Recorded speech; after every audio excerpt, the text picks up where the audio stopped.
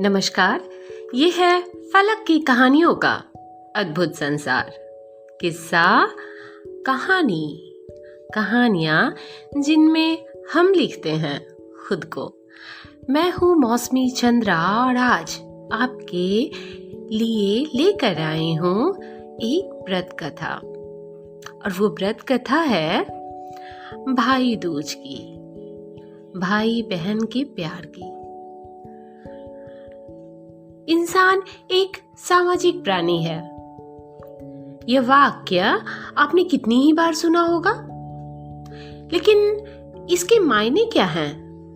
निश्चित ही इसका अर्थ ये है कि इंसान अकेला नहीं रह सकता। उसे रहने के लिए समाज चाहिए, जिस समाज में वह सभी के साथ प्रेम और शांति से रह सके। हिंदू धर्म उदार धर्म है। इससे प्रेम और शांति ही सर्वोपरि है। और इसी प्रेम भाव को हम आपस में बांटने के लिए त्योहार मनाते हैं। हमारे धर्म ग्रंथों में वसुधैव कुटुंबकम की चर्चा कई जगहों पर होती है। वसुधैव कुटुंबकम का अर्थ ही है समस्त धरती ही हमारा परिवार है। परिवार समाज की सबसे छोटी इकाई है। परिवार के लोग आपस में घनिष्ठ संबंध से जुड़े होते हैं और इसी परिवार में असीम निश्चल निर्मल संबंध होता है भाई बहन का। हिंदू धर्म में भाई बहन के अटूट प्रेम को दर्शाने के लिए भाई दूज का त्योहार मनाया जाता है। इस दिन बहनें अपने भाई के लिए व्रत करती है और उनके स्वस्थ और समृद्ध जीवन की कामना करती है। तमाम व्रतों की तरह इस व्रत को भी देवताओं की कहानियों से जोड़कर देखा जाता है, जिसे हम व्रत कथा कहते हैं। आप बहुत मेहनत कर रहे हैं पर आपके पास धन क्यों नहीं टिक पाता, जबकि आपसे बहुत कम मेहनत करने वाले आपके दोस्त या रिश्तेदार बहुत अच्छा जीवन जी रहे हैं। तो क्या कारण है बदकिस्मती का? आप चाहें तो भाग्यहीनता से बच सकते हैं। इसके लिए आपको भाई दूज के दिन अपनी बहन के घर जाना चाहिए और वहां प्रेम से भोजन करना चाहिए। साथ ही अपनी क्षमता अनुसार बहन को उपहार जरूर देना चाहिए। कहा जाता है भाई दूज के दिन जो भाई अपने बहन के घर भोजन करते हैं या उन्हें कोई उपहार देते हैं, वो हमेशा हमेशा उनके पास कभी भी पैसों की दिक्कत नहीं आती। अनूठा है ना ये उपहार और ये त्योहार। भाई दूज से जुड़ी एक पौराणिक कहानी भी है, जिसे भाई दूज के दिन सुनने से भी भाग्योदय होता है। साथ ही विधि पूर्वक पूजा अर्चना करने से आप दुर्भाग्य से बच सकते हैं। तो आइए मैं मौसमी चंद्रा आपको सुनाती हूँ भाई दूज से संबंधित एक दिलचस्प व्रत कथा। एक बार तमाम मनुष्यों के सांसारिक दुखों को देखकर देवर्षि नारद बहुत दुखी हो गए। इन दुखों के निवारण हेतु कोई भी उपाय न मिलने पर वे परेशान होकर ब्रह्मलोक के ब्रह्मपुरा पहुंचे। वहां उन्होंने देखा ब्रह्मदेव ध्यान में लीन है। देवर्षि नारद ने उनका ध्यान भंग न करके ध्यान समाप्त होने की प्रतीक्षा करने का निर्णय किया। ध्यान समाप्ति के पश्चात उन्होंने ब्रह्मदेव को प्रणाम किया और बोले, हे प्रभु, मुझे ऐसा उपाय बताएं जिसके पश्चात मनुष्य अकाल मृत्यु के दुखों से बच सके। नारायण नारायण। उनकी बात सुनकर ब्रह्मा जी बोले, हे नारद जी, अकाल मृत्यु से बचने का उपाय एक व्रत है और इस व्रत से संबंधित एक पौराणिक कथा भी है, जिसे सुनकर तुम एक ठोस उपाय जान सकोगे। इस पर नारद जी बोले, प्रभु कृपया मुझे यह कथा, इसके फल और पूजन विधियां बताएं। ब्रह्मा जी ने व्रत कथा सुनाना आरंभ किया और बोले, भगवान सूर्य की पहली पत्नी संज्ञा थी। दोनों एक दूसरे से असीम प्रेम करते थे, परंतु समय के साथ सूर्य देव के तेज को बर्दाश्त करना संज्ञा के लिए असंभव होने लगा।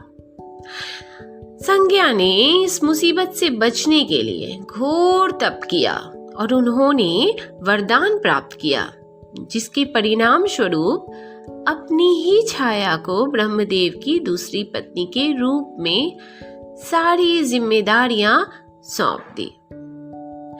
सूर्यदेव और छाया के पुत्र यमराज और पुत्री यमुना हुई। दोनों भाई बहनों में गहरा लगाव था। समय के साथ यमराज ने अपनी यम नगरी बसा ली और अपने कर्म में लीन हो गया। वहीं यमुना गौलोक में वास करने लगी। भाई बहन एक दूसरे से बिछड़ गए, परंतु प्रेम भाव बना रहा दोनों में। यमुना भाई से मिलना चाहती थी, इसीलिए यमराज जी को घर आने के लिए आमंत्रित करती रहती, परंतु यमलोक में इतनी व्यस्तता रहती कि यमराज के लिए आना संभव ही ना हो पाता। यमलोक में लोगों के पापों का लेखा जोखा रखना आसान काम थोड़ी ही है। इसके पश्चात कर्मों के आधार पर नरक में जो प्रताड़ना दी जानी है, उसका भी निर्णय करना होता था। कई दिन बीत गए। कल परसों कहते हुए यमराज अपनी बात टालते रहे। भला बहन की बात भाई कब तक टाल सकता था। एक दिन यमुना जी रुष्ट हो गई। तब भाई यमराज ने उन्हें वचन दिया कि वे और उनके समस्त गण शुक्ल माह की दूज के दिन अवश्य ही यमुना के घर उपस्थित हो जाएंगे। अपने वचन के अनुसार शुक्ल माह के दूसरे दिन यमराज ने सभी पापियों को नरक से मुक्त कर उनके दुखों का द्वार बंद कर दिया, ताकि उनकी व्यस्तता समाप्त हो जाए और वे अपनी बहन के घर जा सके। यमराज जब यमुना के घर पहुंचे तब यमुना बड़ी खुश हुई और उन्होंने अपने भाई यमराज का बहुत स्वागत सत्कार किया। यमुना ने भाई को अपने हाथ से तेल उपटन लगाकर स्नान कराया। उनके लिए बहुत अच्छे अच्छे वस्त्र आभूषण तैयार कराए गए। साथ ही चंदन इत्र लगाकर फूलमाला पहनाई। यूं कहा जाता है कि कठोर से दिखने वाले यमराज को यमुना ने सुंदर से राजकुमार जैसा सजा दिया और रत्न जड़ित पलंग पर बिठा दिया एवं राजकुमार जैसा ही आदर दिया। यमुना ने अपने हाथों से अपने भाई के लिए पकवान बनाए और बड़े प्रेम से मनुहार करते हुए खिलाया। जब यमराज ने भोजन ग्रहण कर लिया तब यमुना रोड़ी चंदन कलावा लेकर आई। उन्होंने भाई का तिलक किया और कलावा बांध दिया। यमुना जी के स्वागत सत्कार से बहुत ज्यादा खुश हुए यमराज और उन्होंने अपनी छोटी बहन को ढेरों कपड़े उपहार दिए, गहने दिए। यमराज बोले, हे बहन यमुना, तुमने मुझे बहुत खुश कर दिया। आज मुझसे कुछ वरदान मांगो। तब यमुना ने कहा, भैया आप तो मुझे एक ही वरदान, एक ही आशीर्वाद दें कि हर वर्ष भाई दूज के दिन आप मुझसे मिलने और मेरे घर भोजन करने आए। अगर आप और दे सके तो यह दे कि जब भी कोई भाई आज यानी कि शुक्ल पक्ष की दूज के दिन अपनी बहन के घर जाकर भोजन करेगा, उसे मरणोपरांत नरक के दुखों को नहीं भोगना पड़ेगा।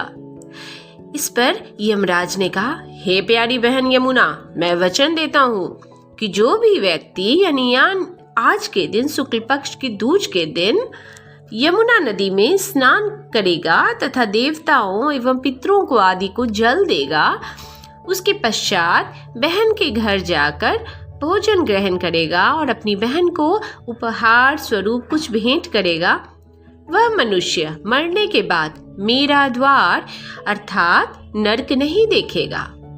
साथ ही जो मनुष्य काशीपुरी में यमतीर्थ नामक स्थान पर स्नानादि करके दोपहर बाद सूर्य की तरफ मुंह करके आसन पर बैठकर इन 10 नामों यम निहंता, पितृराज, धर्मराज, वैवत्स, सडघर, काल, भूतादिक, दत्तकर्ता, अनुसारी, कृतांत का जाप करेगा, उसे सपनों में भी यमलोक के दर्शन नहीं होंगे। यह कहने के बाद बहन के घर भोजन करना भी अनिवार्य होगा। राजाओं को चाहिए कि आज के दिन अपने कैदियों को भी उनकी बहन के घर जाने दें। हे बहन यमुना, मैंने तुझे सभी आशीर्वाद दिए, साथ ही तेरी महिमा भी इतनी बढ़ा दी कि कोई तुम्हें कभी भूल नहीं पाएगा। ऐसा कहते हुए यमराज अपने यमलोक की ओर प्रस्थान कर गया। यह कथा समाप्त करने के उपरांत ब्रह्मदेव बोले, हे नारद, मैंने तुम्हें यह कथा सुनाई है। यह व्रत अकाल मृत्यु से बचने के लिए सभी व्रतों में श्रेष्ठ व्रत है। फिर भी अगर कोई भाई किसी विशेष कारणवश अपनी बहन से शुक्ल माह की दूज के दिन नहीं मिल पा रहा, तो उसे चाहिए कि वह श्रद्धा भक्ति पूर्वक यम द्वितीया के दिन यह व्रत कथा सुने। इस प्रकार उसे यही सारे फल प्राप्त होंगे जो बहन से मिलने पर होते हैं। यह कथा और उपाय सुनकर नारद प्रसन्न हुए और यह संदेश आम जन तक पहुंचाने निकल पड़े। तो यह थी भाई दूज की पौराणिक कहानी। ये कहानी इतनी ही।